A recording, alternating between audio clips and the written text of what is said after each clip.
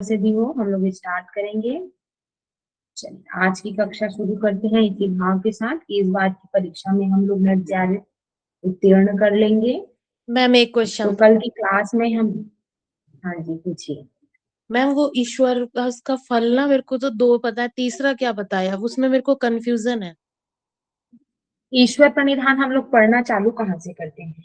22 number के सूत्र में क्या बताया गया है? मृदु मध्यादि मात्रत्वात् ततोपि विशेषः, मतलब काल का भी क्या है, भेद हो जाता है कहते हैं ना। अगर साधन की मात्रा मृदु मध्य और अधिमात्र हो तो ये किसके लिए था? वो असंप्रज्ञात समाधि के लिए है ना। लेकिन एक मिनट ना, हरिओम मैम, मैं ना आपको आफ्टर 6:30 कॉल करती हूँ, क्लास चल रहा है। हाँ।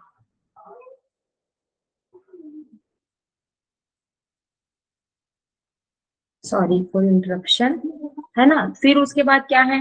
निर्भीत समाधि को प्राप्त करने का और सुगम उपाय बतलाते हैं।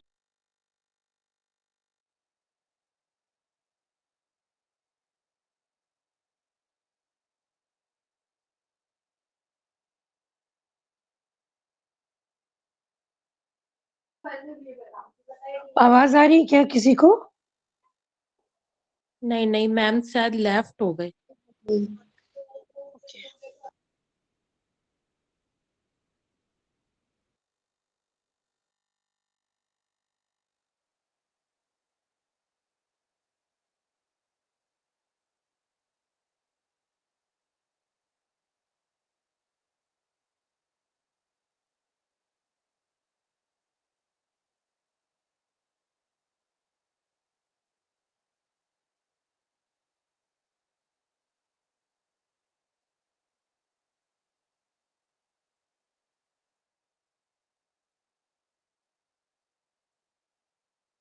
सॉरी मैं क्लास से लेफ्ट हो गई थी। हाँ आ गया संतोषी, ठीक है ना। तो हाँ, कहाँ पर आए थे हम लोग? तो निर्भीत समाधि प्राप्त करने का सुगम उपाय बतलाते हैं, ऐसा बोल के क्या है, ईश्वर प्रणिधान की चर्चा की गई। तो वो सबसे पहला एडवांटेज है हमारे ईश्वर प्रणिधान का कि उससे निर्भीत समाधि की सिद्धि होती है। फिर उसके बाद 29 नंबर का जो हमारा सूत्र है, हाँ उसमें बताया गया है कि नहीं मैम वो मुझे ना केवल 29 का ही याद आ रहा था, वो नहीं आ रहा था निर्बीज। अब ठीक है, कंफ्यूजन दूर हो गया मैम। ठीक है। चलिए आज की कक्षा में हम लोग आगे बढ़ते हैं। Let me present the screen. बताइएगा कि स्क्रीन, एक मिनट, एंटायर स्क्रीन, हाँ ऑप्शन है, हाँ, चलिए हो रही है प्रेजेंट स्क्रीन मेरी। Yes ma'am. तो लास्ट हम लोगों ने क्या पढ़ा था कल? सबसे पहले 30। क्या पढ़े थे? साधन पाद में क्रिया योग के बारे में, है ना। फिर क्रिया योग को क्या बोलते हैं, दूर करने का, सॉरी क्रिया योग का एडवांटेज क्या है। फिर उसके बाद क्या है, क्लेश है, पंच क्लेश, और उनको दूर करने का उपाय। और उस जो पंच क्लेश है ना, वो क्यों प्रारंभ होता है और उसका फल क्या होता है। जो कर्माशय होता है उसका फल हमको कब तक मिलता है। तो जाति, आयु और भोग के रूप में क्या है, हमको कर्म का फल, कर्माशय है जो हमारा, उसका फल मिलते रहता है। उसके बाद अब आगे बढ़ते हैं।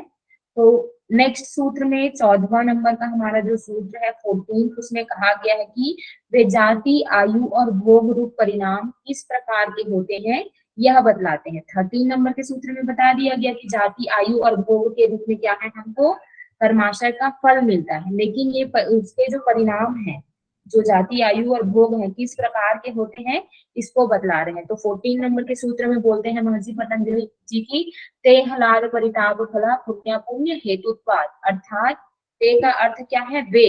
तो वे क्या है, जन्म, आयु और भोग, जो फल मिलते हैं वो। आह्लाद, आह्लाद का मतलब क्या होता है, खुशी, है ना, हर्ष।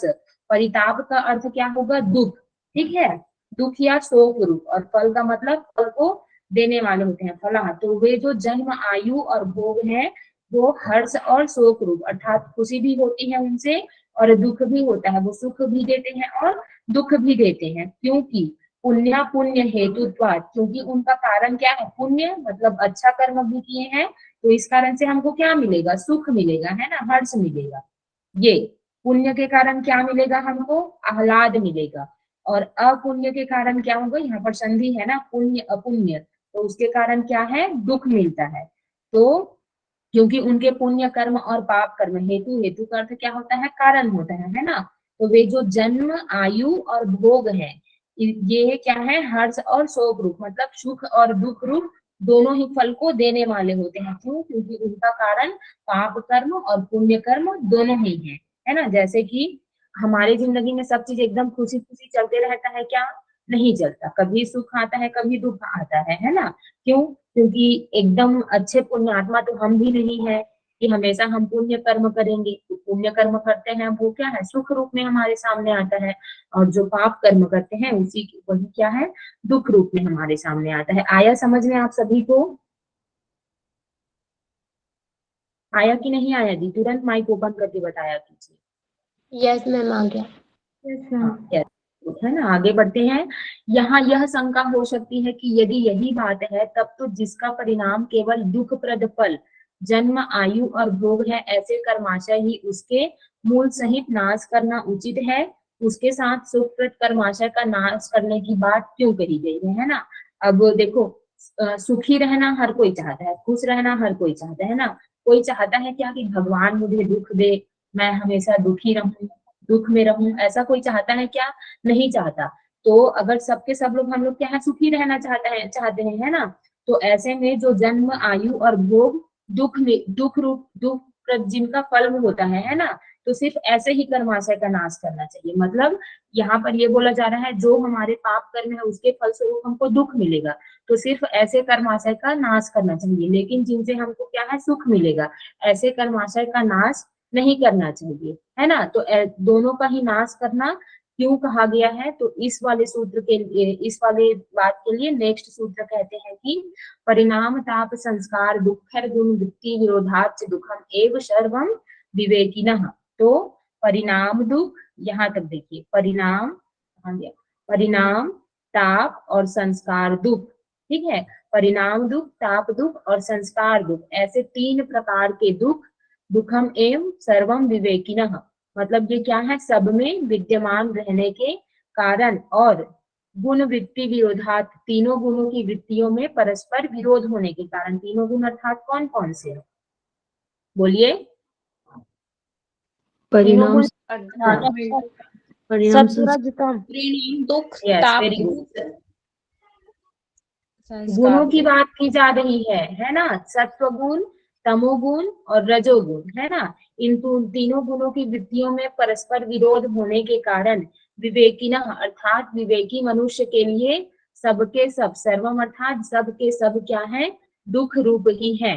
तो परिणाम दुख, ताप दुख और संस्कार दुख, ऐसे 3 प्रकार के दुख सब में विद्यमान रहने के कारण और तीनों गुणों की वृत्तियों में परस्पर विरोध होने के कारण, मतलब सत्व, रज और तम तीनों गुण में विरोध होने के कारण विवेकी मनुष्य के लिए क्या है? सबके सब दुख रूप है। इसी कारण क्या है? इनका नाश करना आवश्यक बतलाया गया है। अब जानते हैं कि परिणाम दुख क्या है ना। तो परिणाम दुख जो कर्म विपाक, कर्म विपाक का अर्थ क्या होता है? जल्दी बताइए। कर्म के फल से अनासक्त। ये कौन बोल रहा है? कर्म फल से अनासक्ति कौन बोला? ईमानदारी से अपने से बताओ तो, कौन बोला? कौन बोला जी? मारूंगी नहीं आके मैं, है ना। बताइए कौन बोला? मैम मैं तो कर्म के ये फल कोई, हाँ नहीं, लेकिन कोई और बोला। अब देखिए, वो आप लोगों की निष्ठा दिखाती है यहीं पर कि कहा गया। अब आप नहीं बताना चाहते, आप अपने में सुधार नहीं करना चाहते, तो मैं कुछ नहीं बोल सकती, है ना। मैं इसका फिर आपको रेफरेंस बताई जाती है। अब लेट्स स्पीक इट, है ना।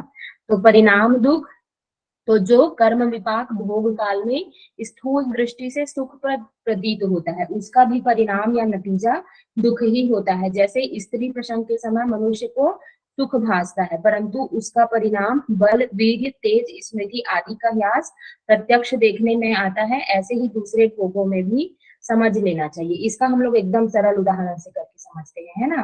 तो जो कर्म विपाक भोग काल में स्थूल दृष्टि से सुखप्रद प्रतीत होता है, ठीक है। जैसे मेरे हाथों में क्या हो रही है, खुजली हो रही है, ठीक है। अब मैं इसको खुजलाऊंगी, तो जब तक खुजलाऊंगी तब तक क्या लगता है, अच्छा लगता है ना, उस समय बढ़िया लगते रहता है। फिर उसके बाद इसका परिणाम क्या होता है, मैं अभी खुजला रही हूँ, है ना। फिर उसके बाद ये क्या है, थोड़े देर बाद इसमें क्या है, रैशेस पड़ जाएंगे। और क्या है, अगर एकदम ज्यादा ही खुजला दिया तो खून आ जाएगा, या फिर जैसे फोड़े फुंसी वगैरह हुए हैं वो और बढ़ जाएंगे। तो इसका मैंने खुजलाया, अच्छा लगा, फिर उसका अंत में परिणाम क्या है, मुझे ही दुख देने वाला हुआ, है ना। तो इसी कारण क्या बोला गया है, भोग काल में स्थूल दृष्टि से सुख प्रतीत होता है। जब कर रही हूँ उस समय तो अच्छा लग रहा है ना, लेकिन उसका परिणाम क्या है, उसका नतीजा दुख ही होता है। तो इसको क्या बोला जाता है, परिणाम दुख बोला जाता है। फिर उसके बाद नेक्स्ट है ताप दुख, है ना। सभी प्रकार के भोग रूप सुख विनाशशील है, उनसे वियोग होना क्या है, निश्चित है।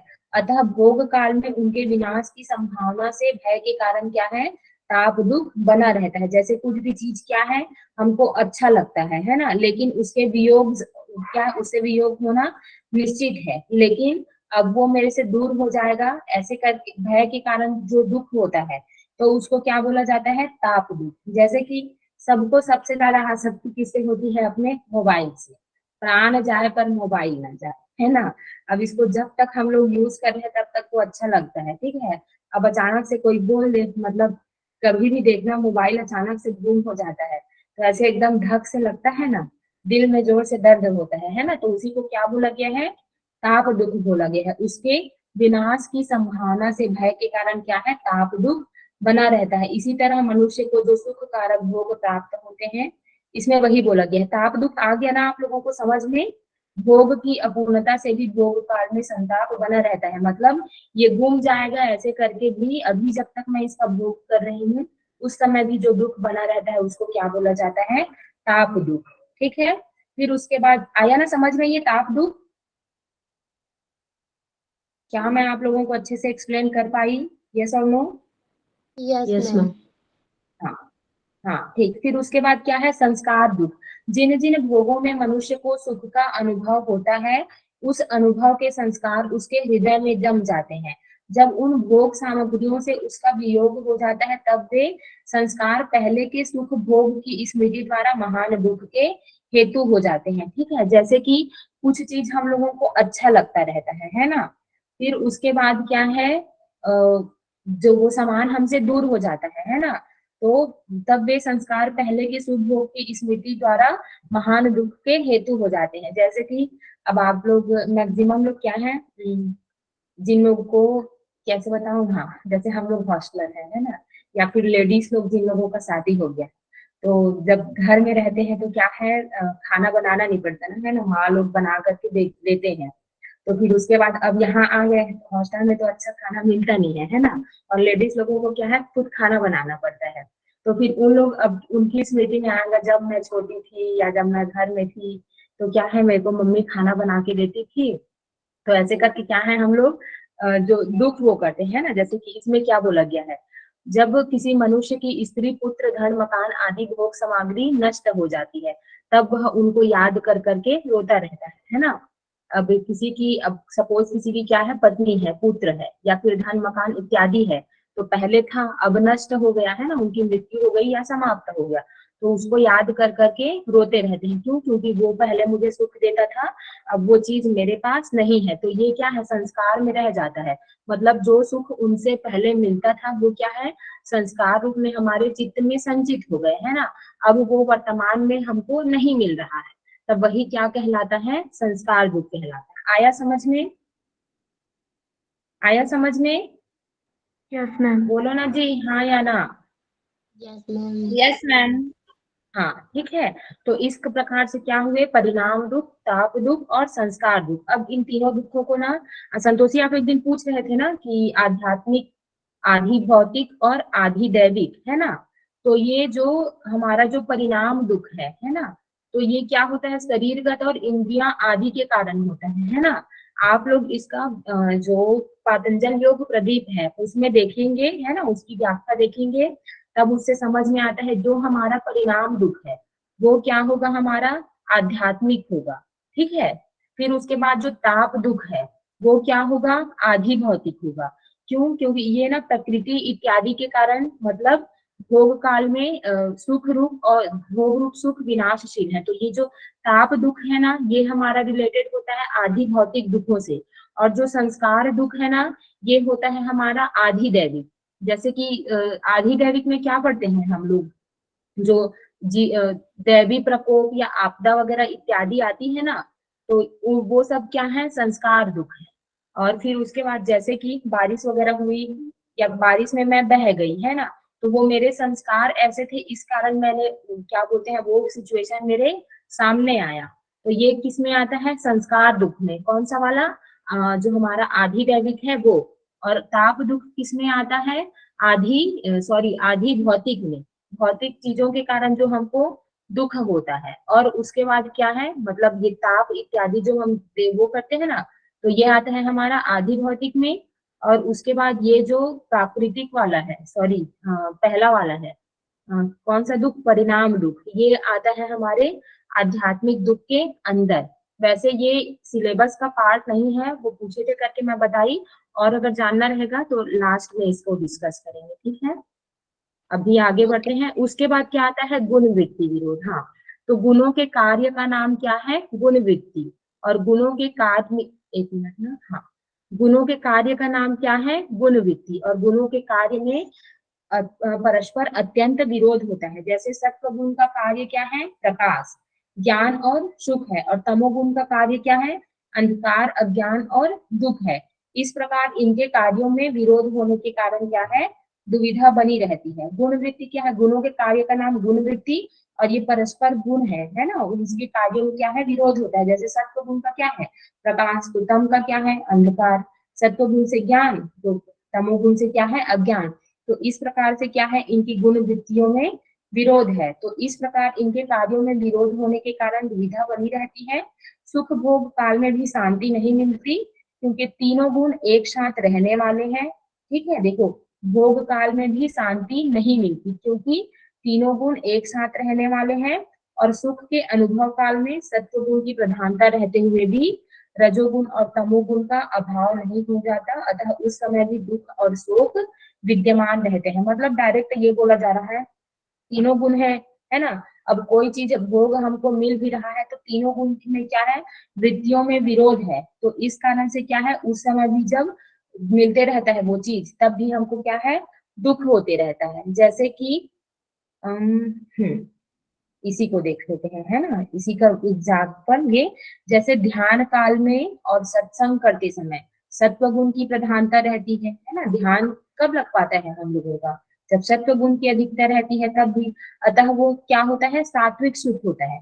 परंतु वहां भी सांसारिक स्फूर्णा और तंद्रा उस सुख में विघ्न कर देते हैं। ऐसे ही अन्य कामों में भी समझ लेना चाहिए। लेकिन जब क्या है, हम लोग ध्यान करते रहते हैं या सत्संग करते रहते हैं, तो उस समय क्या है, सांसारिक जो सुख है उसके प्रति हमारी आसक्ति जाती है ना। तो ये सब रजोगुण के कारण होता है।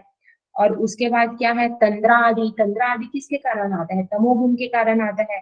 तो ये सब क्या है, उसमें विघ्न रूप हो जाते हैं, है ना। सात्विक सुख जो हमको मिल रहा है, तो ये क्यों हो रहा है, क्योंकि तीनों गुण की वृत्तियों में विरोध है। काम हम लोग कर रहे हैं सात्विक सुख का, सत्संग, ध्यान आदि कर रहे हैं, तो वो सात्विक गुण के कारण हो रहा है ना।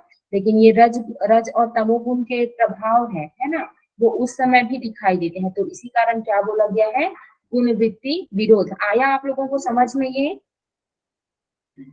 चारों वर्ड का मीनिंग समझ में आया ना, परिणाम दुख, ताप दुख, संस्कार दुख, और जो हमारा जो गुण वृत्ति विरोध है, ये आया समझ में।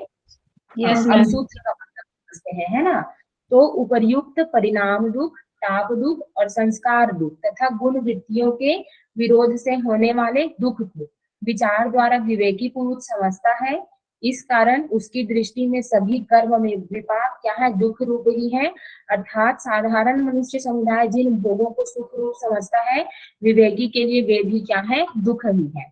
तो इस कारण से बोल रहे हैं कि जो, देखिए सूत्र में आते हैं, है ना, जो परिणाम दुख है ना, परिणाम दुख, ताप दुख और संस्कार दुख, ठीक है। और उसके बाद परस्पर जो गुण है उनकी वृत्तियों में विरोध होने के कारण जो विवेकी मनुष्य है, तो नॉर्मल मनुष्य हम लोग क्या है, जैसे जिस समय हम लोग सुख की स्थिति में रहेंगे, है ना, तो जो क्या बोलते हैं, साधु महात्मा या फिर जो उच्च कोटि के योगी साधक इत्यादि होते हैं, तो जिन सब को देख करके हम लोग खुश होते हैं, उन सबको देख के उन लोगों को खुशी होती है क्या? नहीं होती। उन्हीं लोगों को विवेकी मनुष्य ऐसा मान के आपको चलना है ना। तो उन लोगों को क्या है, इन सब चीज से सुखी नहीं होता।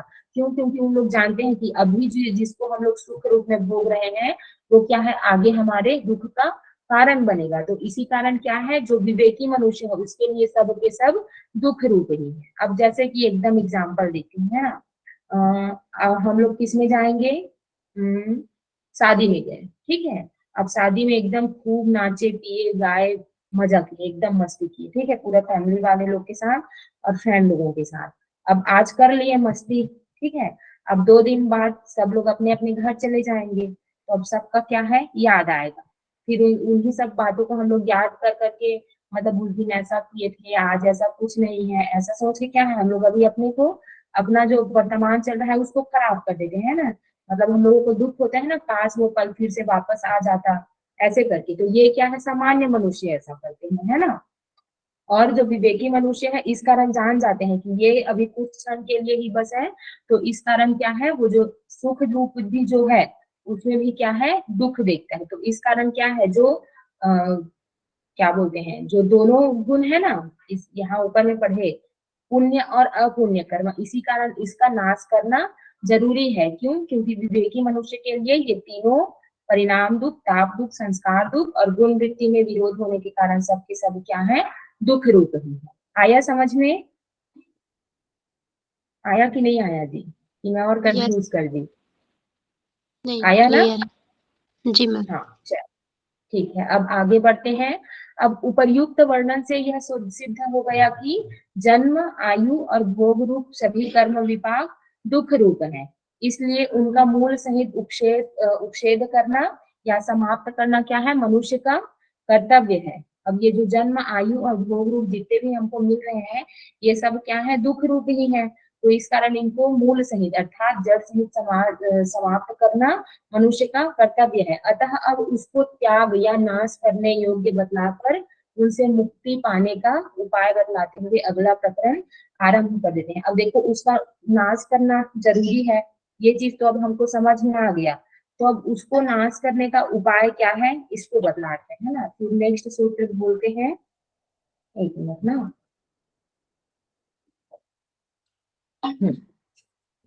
तो 16 नंबर का जो हमारा सूत्र है, हाँ यही में आया है ना, हाँ 16 नंबर का जो हमारा सूत्र है उसमें कहते हैं कि हेयम दुखम अनागतम, अर्थात हेयम का अर्थ क्या होता है, हेय, ठीक है, जो नष्ट करने योग्य है। फिर उसके बाद दुखम का अर्थ दुख से है, और अनागतम अर्थात जो क्या है, आया नहीं है, आने वाला है। कब आएगा, भविष्य में, मतलब वर्तमान में नहीं है लेकिन बाद में आएगा। वही क्या है, जो अभी नहीं आया है वही तो भविष्य है ना। तो भविष्य में या फिर जो नहीं आया है, आने वाला है, वह दुख भी क्या है, नष्ट करने योग्य है। अब इसकी व्याख्या पढ़ते हैं।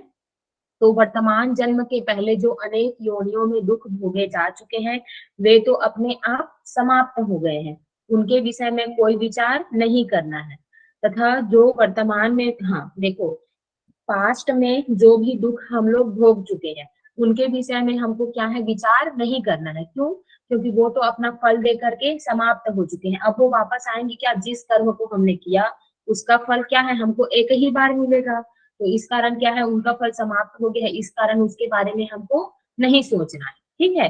तथा जो वर्तमान में है वे भी भोग देकर दूसरे क्षण में अपने आप लुप्त हो जाएंगे, उनके लिए भी उपाय की आवश्यकता नहीं है। अब अभी वर्तमान में जो भी दुख हम लोग भोग रहे हैं, है ना, तो ये क्या है, अपना फल दे करके आज अपना फल देंगे और उसके बाद अगले ही क्षण क्या है, समाप्त हो जाएंगे। तो इस कारण उसके लिए भी क्या है, उपाय करने की आवश्यकता नहीं है। अर्थात पास्ट में और प्रेजेंट में, है ना, मतलब पास्ट को क्या बोलते हैं, क्या बोलते हैं जी, भूतकाल। भूतकाल में, है ना, जो अपना फल दे चुके हैं और वर्तमान में जो अभी अपना फल दे रहे हैं, उन दोनों के बारे में ना ही हमको सोचना है और ना ही उनके लिए कोई उपाय करना है। लेकिन परंतु जो दुख अभी तक प्राप्त नहीं हुए हैं, है ना, जो दुख अभी तक प्राप्त नहीं हुए अर्थात क्या है, वो भविष्य में होने वाले हैं, उनका नाश उपाय द्वारा अवश्य कर्तव्य है। इसलिए उन्हीं को क्या है, हेय बतलाया गया है। हेय क्या है, नष्ट करने योग्य जो चीज है उसी को क्या बोला गया है, हेय बोला गया है ना। तो जो दुख हमको भविष्य में मिलने वाला है वही क्या है, नष्ट करने योग्य है। आया समझ में, आया समझ यस में ना। मैम। जैसे कि हम लोग, हाँ, अब योगा प्रैक्टिस करते हैं, थेरेप्यूटिक योगा के बारे में जब हम लोग पढ़ते हैं, है ना, तो अब क्या बोलते हैं, डायबिटीज होने वाला है, तो डायबिटीज होगा क्यों, नॉर्मल समझ लेते हैं, बहुत ज्यादा हम लोग मीठा मीठा चीज खाए, इस कारण हमको क्या हुआ, डायबिटीज हुआ। बहुत सा कारण होता है, लेकिन जनरल वे में बता रही हूँ, है ना। तो अब खा तो चुके हैं, है ना, और अभी अब डायबिटीज हो भी किया है, तो अब इसके लिए हम लोग कुछ कर सकते हैं क्या, नहीं कर सकते, लेकिन जान रहे हैं कि वो आगे ना बढ़े, तो इस कारण क्या है, हम लोग प्रिकॉशन लेना फॉलो करेंगे, है ना। तो वो जो डायबिटीज जो आगे एकदम बढ़ने वाला है ना, वही मेरे लिए क्या होगा, वो दुख है, और वही दुख क्या है मेरे लिए, नष्ट करने योग्य है, तो वही क्या हुआ मेरे लिए, हेय हुआ। आया समझ में आपको, यस मैम। हाँ ठीक है ना। चलिए फिर से आगे बढ़ते हैं। अब कौन से नंबर, हाँ देखिए, अब ये जो चारों आएंगे ना, इन चारों सूत्रों को अच्छे से याद रखिएगा, है ना। जो 16 नंबर का है उसको फिर उसके बाद लास्ट में बताऊंगी। फिर उसके बाद है, जिनका नाश करना हो उसके मूल कारण को जानने की आवश्यकता होती है, क्योंकि मूल कारण के नाश से ही उसका पूर्णतया नाश हो सकता है, नहीं तो वह पुनः उत्पन्न हो सकता है। अब मेरे को डायबिटीज समाप्त करना है, हो भी गया, चलो कि इस कारण से हुआ और अभी वर्तमान में है। अब लेकिन मुझे क्या है, हम लोग उस डायबिटीज को खत्म करने की बात कर रहे हैं, है ना, उसका नाश करने की बात कर रहे हैं। अब जब तक मुझे पता नहीं होगा कि वो डायबिटीज किस कारण से हो रहा है, क्यों, क्योंकि जरूरी थोड़ी है जो मीठा खाते हैं सिर्फ उसी के कारण हो, है ना। मैं मीठा नहीं खाती, मैं चाय भी नहीं पीती, मिठाई भी नहीं खाती, है ना, कुछ भी ऐसा चीज मैं नहीं खाती मीठा वाला, ठीक है, लेकिन उसके बावजूद भी मेरे को डायबिटीज हो गया। अब मैं तो यही बोलूंगी ना, मैं तो नहीं खाती तो मेरे को कैसे हो गया, लेकिन अब मेरा रिकॉर्ड देखेंगे फिर पता चलेगा कि मेरी नानी को शुगर था, है ना, तो मैं भी हो सकता है इनहेरिट हो गई, वो मेरी मम्मी से क्या है मुझ में आ गया हो, तो इसके कारण भी तो डायबिटीज हो सकती है। तो इसी कारण क्या है, अब उसको समाप्त करना है। तो अब उसको समाप्त करने के लिए उसका जड़, उसका मुख्य कारण क्या है, इसको जानना जरूरी है, नहीं तो क्या है, वह पुनः उत्पन्न हो सकता है। क्यों, अगर हम उसको जड़ से समाप्त नहीं करेंगे तो वो क्या है, पुनः उत्पन्न हो सकता है। अतः उस उक्त हेय का हेतु, अर्थात वो जो दुख है उसका क्या है, कारण बता रहे हैं, है ना। जो दुख मतलब जिसको समाप्त करना है उसका हेतु, हेतु का अर्थ क्या होता है, कारण, है ना, तो उसका कारण बतला रहे हैं। तो 17वें नंबर के सूत्र में कहते हैं कि दृष्टि दृश्यो संयोगो है यह हेतु, ठीक है। दृष्टि का अर्थ क्या हुआ यहाँ पर, दृष्टा से है। दृश्य किसको बोलते हैं, प्रकृति को बोलते हैं, है ना। फिर संयोग, संयोग का अर्थ क्या है, एक सा समझते हैं। फिर उसके बाद हेय, हेतु, हेय का अर्थ हुआ दुख और हेतु का अर्थ हुआ कारण। तो उस दुख का कारण क्या है, दृष्टा और दृश्य का संयोग। वर्ड मीनिंग आया आप लोगों को समझ में, आया कि नहीं यस आया मैम। ये, हाँ। तो अब व्याख्या पढ़ते हैं, है ना। ऊपर जो नाश करने योग्य या आने वाले जो दुख बतलाए गए हैं उनका मूल कारण क्या है, दृष्टा और दृश्य का संयोग, अर्थात दृष्टा का अर्थ क्या होता है, पुरुष, और दृश्य का अर्थ क्या होता है, प्रकृति। तो दृष्टा और दृष्ट का संयोग यानी जड़ और चेतन की ग्रंथि है। ग्रंथि का अर्थ क्या है, मतलब एक जगह ऐसे जो रहता है ना उसी को क्या बोला जाता है, ग्रंथि बोला जाता है। तो उन दोनों का संयोग यानी जड़, जड़ क्या है हमारी प्रकृति, और चेतन क्या है हमारा पुरुष। तो ये जड़ और चेतन हम दोनों को क्या है, एक सा समझते हैं, उसका संयोग समझते हैं, यही क्या है, इस दुख का कारण है।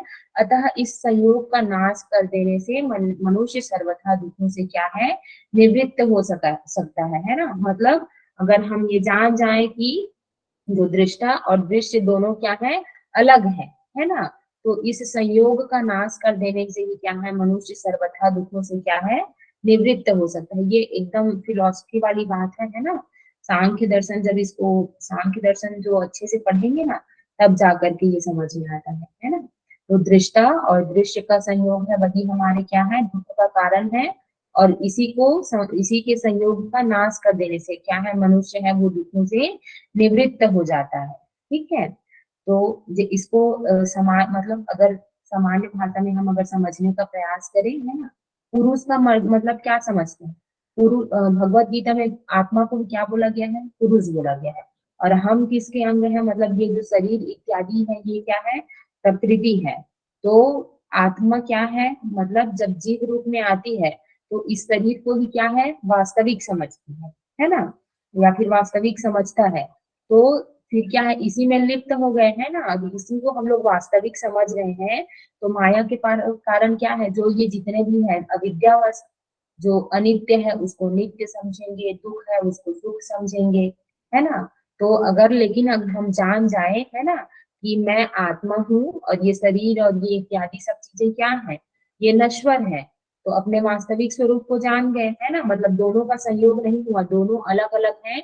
इस चीज को हम जब जान जाते हैं तो क्या है, दुखों से निवृत्ति हो जाती है। क्यों? क्योंकि हम आसक्ति ही नहीं रखते फिर संसार में जो भी चीज हो रहा है उन सब में। आया समझ में?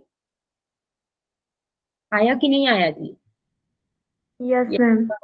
हाँ, दर्शन जब आप लोग पढ़ेंगे ना, तब समझ में आएगा। वैसे भी आजकल सब लोग आध्यात्मिक हो गए हैं, भागवत पुराण सब सुनते हैं, तो मेरे को लगता है कि आ गया होगा समझ, है ना। चलिए नेक्स्ट आगे बढ़ते हैं हम लोग।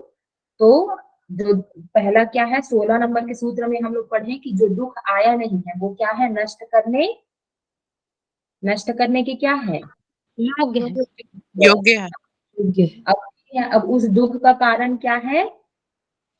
प्रकृति दृष्टा का संयोग। हाँ, प्रकृति और पुरुष का संयोग। संयोग है। अब इसको क्या है, हमको मूल सहित नाश करना है। तो पूर्व सूत्र में दृष्टा और दृश्य और उनका संयोग, इन तीनों के नाम आए हैं। अब उनमें से पहले दृश्य का स्वभाव, स्वरूप और प्रयोजन देख लेते हैं। अब दृष्टा, दृश्य और संयोग तीनों के बारे में पहले 17वां नंबर का जो सूत्र है उसमें तो बोल दे। भैया नहीं आना है, चलो हमारा हॉस्टल हम लोगों से ज्यादा कुत्ते बिल्ली हो है ना, कुत्ता आ गया थे। चलिए आगे बढ़ते हैं, सॉरी। तो दृष्टा, दृश्य और उनके संयोग, इन तीनों के नाम आए हैं। तो अब दृश्य का स्वभाव, स्वरूप और उसका क्या है, प्रयोजन बतला रहे हैं। तो कैसा है दृश्य का स्वभाव, उसका स्वरूप और उसका प्रयोजन, तो इसको 18वें नंबर के सूत्र में बताते हैं। तो ये लास्ट है ना, इसके बाद खत्म कर देंगे क्लास। प्रकाश क्रिया स्थितिशीलम भूतेन्द्रियात्मकम भोगवर्गार्थम दृश्यम, है ना। तो सबसे पहले वर्ड दिया गया है प्रकाश, ये क्रिया और स्थिति, ठीक है, जिसका स्वभाव है। शील का अर्थ क्या होता है, गुण, है ना। तो यही उसका क्या है, स्वभाव है। तो प्रकाश का अर्थ आगे पढ़ेंगे, है ना। फिर उसके बाद है भूतेन्द्रियात्मकम, भूत और इंद्रिया जिसका क्या है, प्राकट्य स्वरूप है, ठीक है। तो ये क्या हुआ, उसका स्वभाव, प्रकाश क्रिया और स्थिति जिसका स्वभाव, और भूत और इंद्रिया जिसका क्या हुआ, स्वरूप, दृश्य के बारे में बात कर रहे हैं ना। फिर उसके बाद क्या है, भोग वर्गार्थम, ठीक है। तो पुरुष के लिए भोग और मुक्ति का संपादन करना ही क्या है, जिसका प्रयोजन है, ऐसा दृश्य है। अब आगे बढ़ते हैं तो देखते हैं गुण कितने प्रकार के हैं हमारे, 3 प्रकार। 3। कौन कौन से? सत्व, रज और सत्व, रज, तम। और तम, है ना। तो सत्व गुण के कारण क्या प्राप्त होता है हमको, सत्व गुण का स्वभाव क्या है, प्रकाश, ठीक है। रजगुण का क्या है, क्रिया, जब तक रज नहीं रहता, रजोगुण नहीं रहता, तब तक क्या है, क्रियाशील हम लोग नहीं हो पाते। जैसे कि आप लोग जब वो देखेंगे, है ना, क्या बोलते हैं, विकासवाद, है ना। तो विकासवाद देखते हैं तो एक क्या होता है, सत्व गुण होता है ना। हाँ, ये ऊपर ही है। अब ये हुआ सात्विक, ठीक है, ये सत्व गुण हुआ। और उसके बाद क्या है, ये हुआ रजोगुण, सॉरी तमस गुण हुआ, है ना। अब रजस गुण से कुछ उत्पन्न हुआ है क्या, एक्चुअल में देखिए रजस गुण का यहाँ नीचे में इसका कुछ क्लासिफिकेशन है नहीं है, लेकिन सात्विक गुण और तमस गुण इसमें ये क्रियाशील नहीं होते। तो इस कारण क्या है, रजस गुण है वो इसमें डिवाइड हो जाता है ना, रजस गुण दोनों में शामिल हो जाता है, तब जा करके क्या है, ये क्रियाशील होते हैं और ये आगे बढ़ते हैं, है ना। तो इसी कारण यहाँ पर अब देखेंगे हम, जो सत्व, रज और तम, तो सत्व गुण क्या है, प्रकाश उसका गुण, और रज का गुण क्या है, क्रिया। फिर उसके बाद तमस गुण, तमस गुण के कारण क्या है, भारीपन, जो तमस वहां पड़ जाता है, तो उसके कारण क्या है, स्थिर, तब स्थिति अर्थात क्या है, स्थिरता, ठीक है, एक जगह रह रहते हैं ना वो। तो ये तीनों गुण और इनका कार्य जो कुछ भी देखने, सुनने और समझ में आता है, वह सब का सब दृश्य के अंतर्गत है। तो सत्व गुण का मुख्य धर्म क्या है, प्रकाश है। रजोगुण का मुख्य धर्म क्या है, क्रिया या हलचल है। और तमोगुण का मुख्य अर्थ क्या है, धर्म, स्थिति या जड़ता। जड़ता को भी क्या बोला गया है, स्थिरता या स्थिति। जड़ चीज कोई रहता है वो अपने से हिल डुल सकती है क्या, नहीं ना। तो इसी कारण क्या बोला गया है, उसको जड़ता या स्थिति, स्थिर करके बोला गया है ना। और सुषुप्ति आदि है। तो इन तीनों गुणों की साम्यावस्था को ये क्या है, प्रधान या प्रकृति कहते हैं। यही क्या है, सांख्य का मत है। जिन लोग सांख्य पढ़े हैं ना उन लोग जानते होंगे, है ना। तो सत्व गुण का मुख्य धर्म क्या है, ये प्रकाश है। रजोगुण का क्या है, क्रिया। और जो तमोगुण है उसका धर्म क्या है, मुख्य धर्म क्या है, जड़ता या सुसुप्ति या स्थिरता है।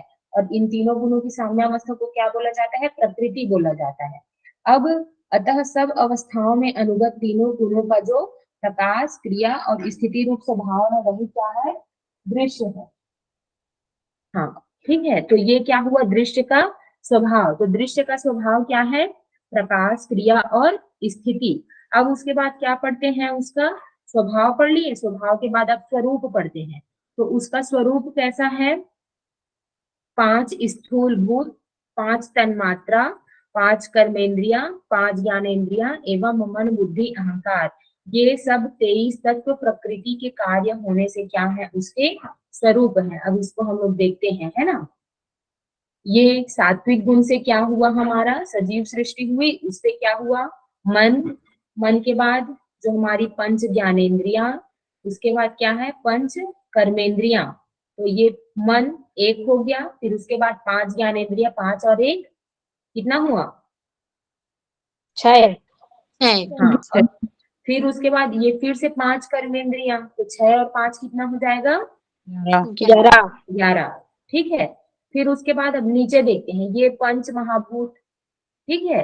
तो 11 और 5 कितना हो गया, 16 16।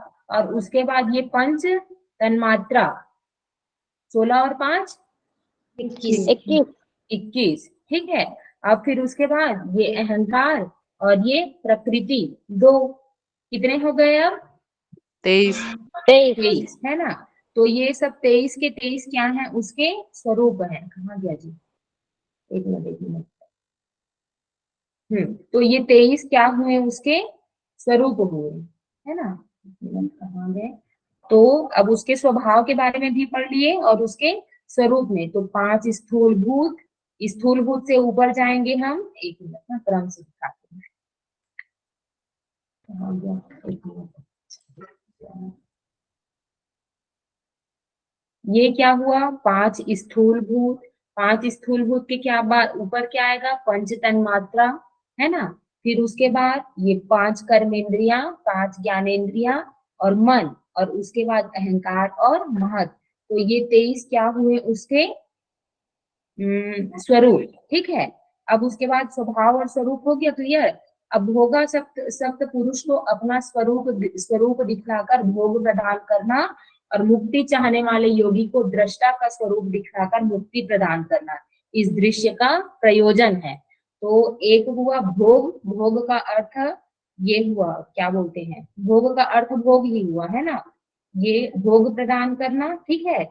लेकिन जो मुक्ति चाहता है उसको अपने स्वरूप को दिखलाकर, मतलब योगी के दृष्टा के स्वरूप को दिखलाकर मुक्ति अर्थात अपवर्ग को प्रदान करना, ये क्या है, दृश्य का प्रयोजन है। अब जैसे कि देखते हैं, है ना, प्रकृति का स्वरूप बना ही क्यों है, वो पुरुष है, जो दृष्टा, मतलब जो पुरुष है तो जब दृष्टा रूप में आता है ना, तो वो क्या है, उसको भोग प्रदान करती है। सांख्य जब आप लोग पढ़ेंगे, है ना, तो प्रकृति क्या है, सब चीजों का जो सृजन करती है ना, भोग रूप पदार्थों का जो सृजन करती है, वो किसके लिए करती है, पुरुष के लिए करती है। तो ये क्या हुआ, उसको भोग प्रदान करना उसका पहला प्रयोजन, और उसका दूसरा प्रयोजन क्या है, जो जब पुरुष को क्या है विवेक ज्ञान प्राप्त हो जाता है ना, तो ये योगी को दृष्टा का स्वरूप दिखलाकर, तो पुरुष को क्या है विवेक ज्ञान प्राप्त हो जाता है, फिर वो जान जाता है ना कि प्रकृति और पुरुष क्या है, दोनों अलग हैं। तो दृष्टा का स्वरूप क्या हुआ, जो क्या बोलते हैं अपने वास्तविक स्वरूप को वो जान गया,